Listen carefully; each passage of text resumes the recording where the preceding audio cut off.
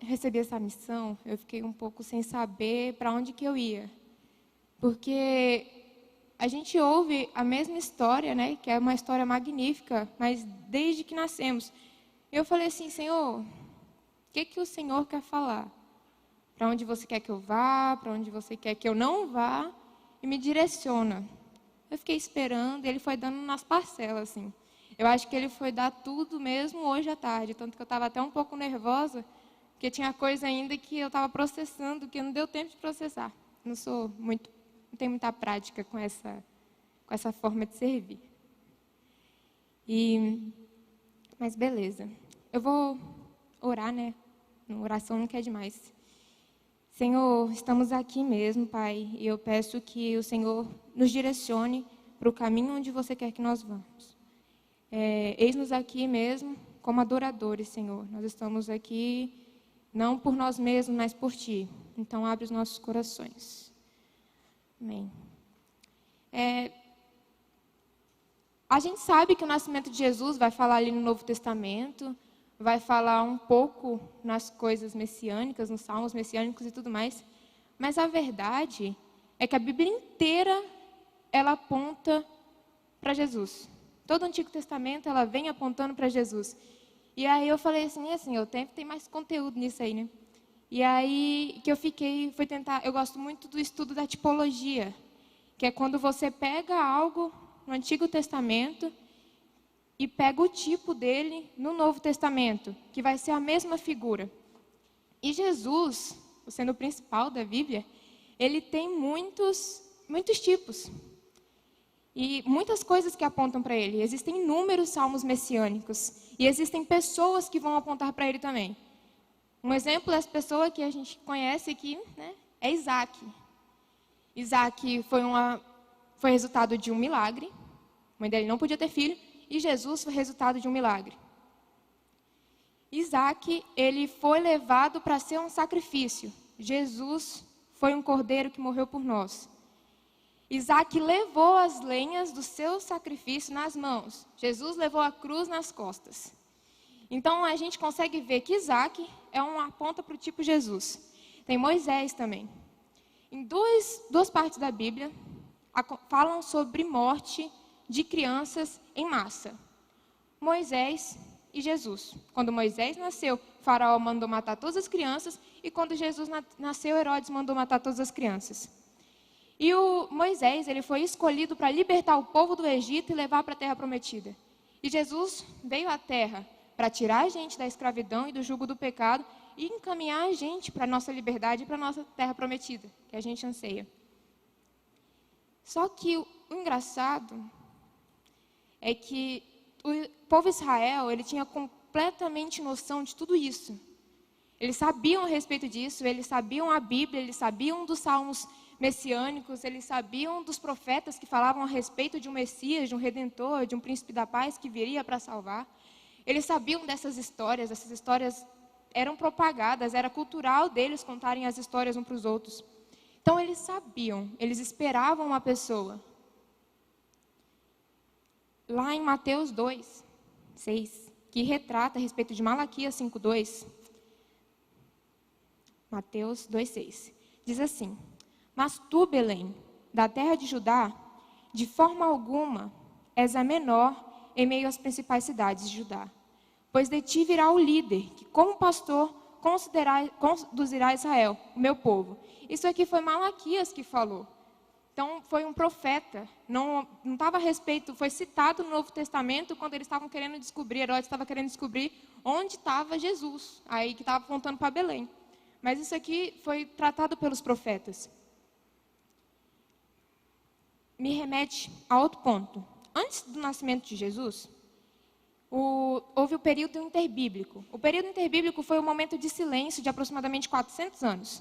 O último profeta foi Malaquias, e aí fechou 400 anos, e aí se manifestou João Batista, preparando o caminho para o Senhor. E foi nesse contexto que Jesus nasceu.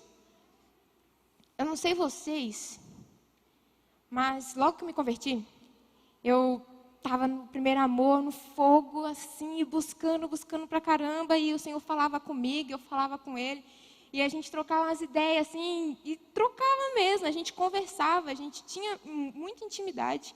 E eu via mesmo que ele se manifestava para mim. E teve um dia que ele sumiu. Eu lia a Bíblia e eu lia a Bíblia, eu orava e eu orava. Eu entrava no meu quarto e eu entrava no meu quarto, era só isso mesmo. Eu falava, eu estava fazendo só por obediência mesmo, porque o prazer não tinha mais. Eu estava indo só por obediência. E aí eu fui, só que eu sabia que nesse momento de silêncio, eu ansiava. Eu ansiava mesmo para o Senhor nem suspirar alguma coisa, ou sabe quando aquela palavra salta na Bíblia, assim? Eu ansiava por isso, ansiava para entrar no meu quarto e ficar quebrantada. Eu sentia falta. Mas isso não aconteceu com o povo de Israel. Ou aconteceu, mas eles não souberam lidar quando o Senhor se manifestou de novo. Porque eles estavam acostumados com o Senhor levantando profetas, quando eles se desviavam, vinha um profeta para falar para eles entrarem no caminho de novo. Era sempre assim, eles estavam acostumados. No momento parou, teve um silêncio. E quando houve a manifestação do Senhor, eles não souberam lidar.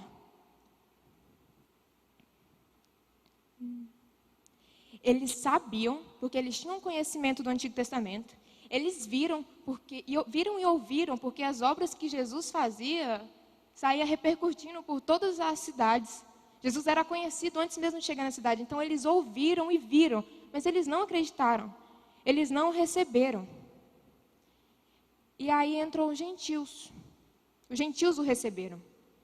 A Bíblia fala em João 1:10 ao 11, fala: aquele que é a palavra estava no mundo, e o mundo foi feito por intermédio dele, mas o mundo não o reconheceu. Veio para o que era o seu, mas os seus não o receberam. Cara, eu fico muito de cara, eu fico muito de cara. Porque era um silêncio, era uma manifestação do Senhor com todas as letras. Eles eram para saber mesmo quem era o Senhor e eles deixaram passar essa oportunidade. Além disso, foram lá e crucificaram o homem. Mas eles deixaram passar a oportunidade. Foi bom, em parte, assim, brincadeira, gente. Mas porque a gente recebeu, abriu espaço para os gentios. E eu recebi, você recebeu, todos aqui receberam, em nome de Jesus, amém. Quem não recebeu, a gente conversa depois. Recebe.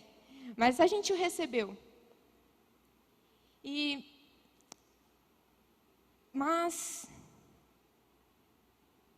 me leva, eu fico um pouco grilada com isso, qual é o propósito do nascimento de Jesus? A gente o recebeu, ok, a gente sabe que ele nasceu, mas qual é o propósito do nascimento de Jesus? Quantas das vezes nós não nos comportamos como aqueles que receberam, mas a gente está mais se comportando como aqueles que o negaram, o rejeitaram? Não me levem a mal com esse questionamento, mas é só uma questão de que ou a gente está flertando com o mundo ainda, a gente fica flertando com o pecado, ou a gente está aquela expressão, eu vi essa expressão, eu amei, gente, SSS, sentado, satisfeito e salvo. E a gente está se comportando como pessoas que receberam, mas rejeitaram. Não foi um momento isolado. O Senhor não veio, nasceu como homem, viveu e morreu. Teve um propósito. Qual é esse propósito? O que a gente está fazendo com o nascimento de Jesus e com toda a sua vida? O que a gente está fazendo com o Natal? Essa música aí ela é muito pesada, mas ela é real mesmo. O que a gente está fazendo com o Natal? O Senhor veio para salvar, Ele veio para salvar as pessoas, Ele veio para que a gente se tornasse filho de Deus e que futuramente a gente fosse morar no céu. Ele fosse com o propósito de que todos fossem salvos. De que a gente aprendesse como nos limpar do pecado, a gente aprendesse como amá-lo, a gente aprendesse como servi-lo e futuramente a gente aprender como adorar Ele da forma mais intensa possível. A gente aprende agora, mas eu acho que lá vai ser outro nível. Ele está vivo em nós. Nós precisamos viver o nascimento de Jesus e o propósito com que Ele veio. Mateus 5, versículo 14 a 16 diz: vocês são a luz do mundo. Não se pode esconder uma cidade construída sobre um monte. E também ninguém acende uma candeia e a coloca debaixo de uma vasilha. Ao contrário, coloca no lugar apropriado, e assim ilumina todos os que estão na casa. Assim brilha a luz de vocês diante dos homens, para que vejam as suas boas obras e glorifiquem ao Pai de vocês que está nos céus. A gente tem que se levantar mesmo. A gente tem que se levantar como refletores de Jesus. A Bíblia fala, em Malaquias 3:3, que o ourives, ele irá sentar-se sobre a mesa, ele irá começar a mexer com o ouro. Ele se sentará como refinador e purificador de prata. Purificará os levitas e os refinará como ouro e prata. Assim trará o Senhor ofertas com justiça. Aí o que não te conta é que quando o ourives ele senta para refinar o ouro vai para o fogo. E no fogo ele vai tirando todas as impurezas. Todas as impurezas ele vai retirando. E o ponto ideal do ouro, quando ele sabe como que está bom, que está sem impureza, é quando ele olha para o ouro e o ouro está refletindo ele. Vocês têm ideia do que é isso? O Senhor vai te colocar no fogo mesmo, o Senhor vai te provar mesmo. Mas isso foi o propósito do nascimento dele. Para que o Espírito estivesse dentro de você e a partir de dentro de você, você se tornasse um sacerdote que trará ofertas com justiça. Isaías vai falar de uma oferta que é repugnante às narinas do Senhor, de que sobe como um incenso em que ele se desgosta. Esse é o propósito do nascimento do Senhor. É lindo, é maravilhoso, o Senhor é bom mesmo, só que a gente tem que se posicionar. A gente tem que se posicionar e lembrar para que fomos feitos e por que o Senhor nasceu. O Senhor nasceu, viveu e morreu com um propósito. E a gente tem que manifestar esse propósito.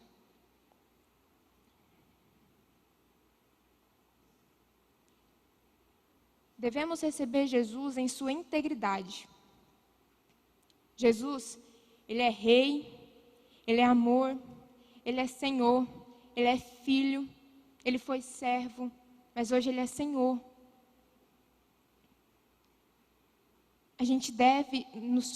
Nós devemos nos submeter ao senhorio de Cristo, a reconhecer mesmo o que ele tem para nossas vidas.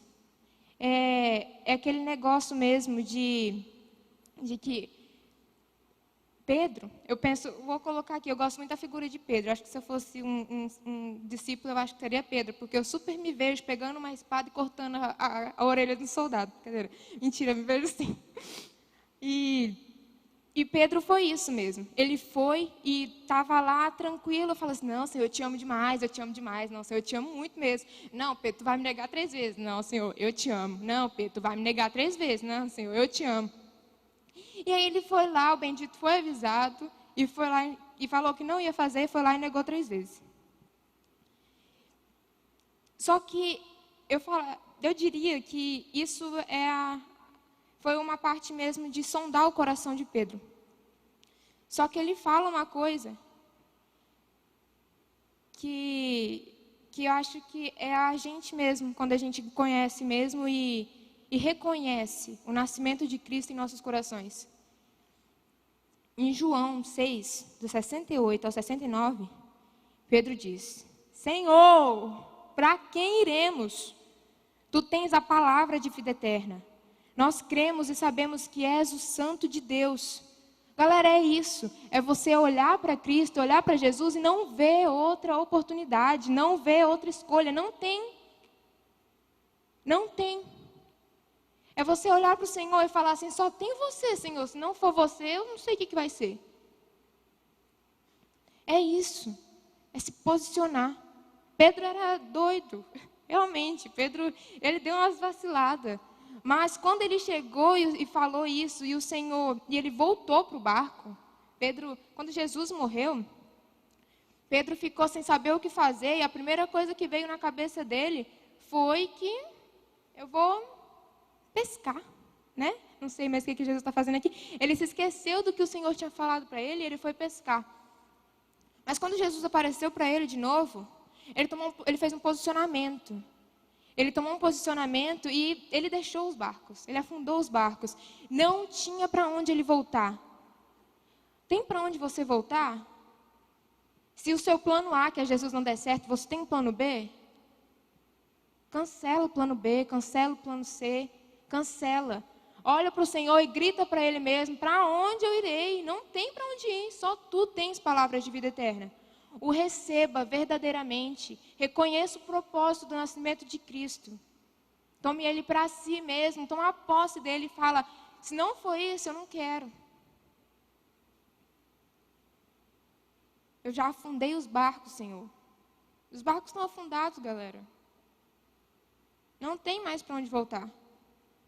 Ou você segue firme ou cancela. Mas fomos chamados para vivermos o nascimento de Jesus. O Senhor disse que Ele veio para nos dar vida e vida em abundância. Ele morreu para que a gente pudesse viver e viver verdadeiramente, porque a gente estava morto pelo pecado. Agora, queria que você fechasse seus olhos e só pensasse um pouco nisso que eu acabei de falar. E olha para o Senhor mesmo e fala, Senhor, eu quero olhar só para Ti. Eu quero olhar só para Ti e eu quero que o Senhor tenha as palavras de vida eterna sobre a minha vida. Eu quero que meu plano B seja afundado, meu plano C seja afundado e que o meu plano A seja unicamente o Senhor. Amém, pode abrir os olhos. Os judeus, eles tiveram todas as oportunidades possíveis. Eu fico pensando, gente, será que eu faria o mesmo? Será que eu saberia que o Senhor estava ali na minha frente e deixaria os meus olhos ficarem vendados desse jeito? De ter todas as oportunidades de saber que o Senhor estava ali, que o Messias veio, que o Redentor veio. Gente, tudo que tem nos Salmos, que tem nos Salmos messiânicos, são manifestos em Cristo. Tudo mesmo. O que aconteceria na crucificação dele, o que aconteceu durante a vida dele, tudo foi falado. E mesmo assim eles negligenciaram. Eles deixaram essa oportunidade passar. Então, não iremos deixar essa oportunidade passar mesmo. Vamos pegar ela e torná-la única. O nome dessa passagem foi sucinta. Mas vamos viver o nascimento de Jesus. Porque Ele não só nasceu, Ele viveu, Ele morreu com um propósito. E o propósito dele era que todos fossem salvos. Então vamos viver o nascimento de Jesus. Ele nos ordenou, ide fazer discípulos. Não é um pedido. Ele toma a autoridade dele de Senhor e de Rei e fala, ide fazer discípulos. Ele não está te pedindo, Ele está te ordenando. Ele fala, ame. Ele fala, e entre no teu quarto em secreto. Ele usa a sua autoridade como Senhor e você como escravo obedece. A Bíblia quando fala Senhor, é Senhor de escravo. Não é só o Senhor de uma forma formal, é Senhor de escravo. Você abre mão de suas vontades e toma a vontade do Senhor sobre sua vida.